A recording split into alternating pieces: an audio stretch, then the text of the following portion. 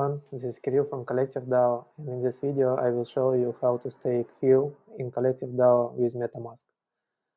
First of all, you will need to add Filecoin mainnet to your Metamask. You can do it on chainlist.org using this button. Now I need to connect my wallet,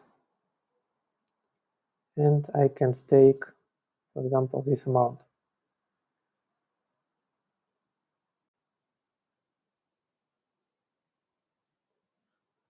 Now I need to sign transaction,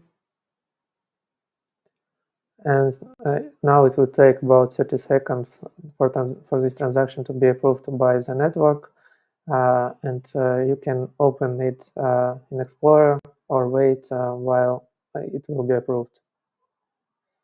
Now the transaction has been approved, and the balances of FIL and FIL changed according to the staked amount. To add FIL token to your Metamask, you can use this button.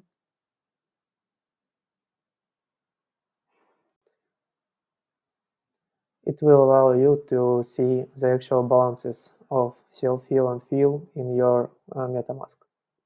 Thank you. Feel free to share this video with your friends and colleagues.